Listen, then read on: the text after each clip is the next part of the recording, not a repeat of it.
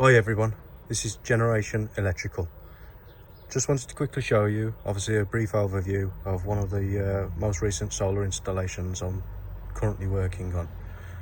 Obviously this is 3 solar edge inverters, 1 Solis inverter, obviously all the switch gear, and a Tesla Powerwall installation. Basically we've got 3 separate arrays.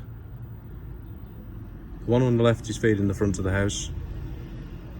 You've got a consumer unit feeding obviously all the switch gear and the consumables, CT meters for obviously the battery backup and gateway, inverter for the Tesla Powerwall, inverter for the back of the property, and then that Solis at the end there. It's a mains DC that's controlling panels on the garage roof itself. That particular one is a permanent DC feed, so it's kicking out around about 180 volts DC. The other ones work on micro optimizers, a slightly different technology. The reason for that is for the training application. Obviously using a mains voltage DC energized system, use it for testing, test bench networks, there's various different battery installations, charge controllers, etc. So as a brief overview of the system itself, all the panels are wired from a backup gateway board over there. That consists of 3 inverter AC feeds, automatic switch over transfer switch, and 2 Zigbee remote shutdown gateways that are interlinked with the app. We've got the mini ES backup battery there, so if in the event of grid failure, the battery will kick in, automatically switch over, give power back to the sub-distribution board, then feeds back into the home. 2 solar edge storage units, SST ones. They control obviously Powerwall and soon to be a Powerwall 2. This particular unit here is feeding all the DC circuits, both from the front, the back and the garage supply. All 8 amp cartridge fuses, quick blow, BS88s. We've then got 2 generation meters, hardwired, obviously 2 meters designed for the solar, and then on the left hand side here we've got 4 generation meters, 1 for each inverter. Each one of them will tell us exactly what each system's producing, when, where, why, and for whatever reason. Obviously I've been installing solar now since 2008, and obviously I got into battery storage around about 2016. Obviously it's now reached the pinnacle of the market. It's becoming more cost effective, and I'm having a hell of a lot of interest in what people want, various different types of systems. So as a brief overview, I'm doing this rundown really just to say what technologies are out there. I'm installing at the moment a lot of the Grow Watt products, because you know, ultimately they do rival Tesla. I've got to be honest with you, I've got both on my property. I've got a Grow Watt GBLI 1631 6.5 kilowatt battery, and also an AC inverter. And in all honesty, as you can see, there's one of the new Tesla 85S battery cell packs. That's going to be my next project, working on basically a complete off-grid system, more so the BMS systems around, trying to make them interoperable between inverters. As I say, you know, with this particular type of system, it's going to be one of the most advanced on the market. You're never going to need this in a domestic property, but I've done it more so for a training application perspective, and also because I like solar. So obviously I'll just quickly show you now. As I say, there's the Tesla Powerwall, and I've got to be honest with you, I am looking at getting an extra one there.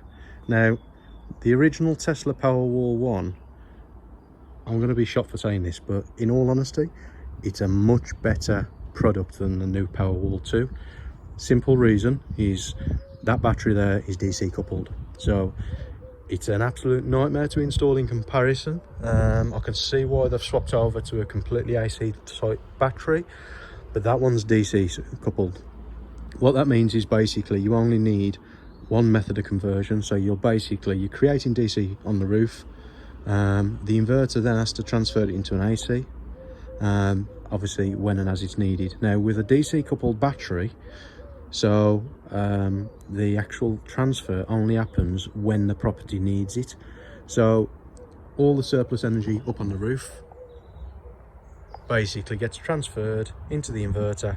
The inverter will then distinguish how much it needs for the property and how much needs to be put into the battery based on the CT clamps around the main supply.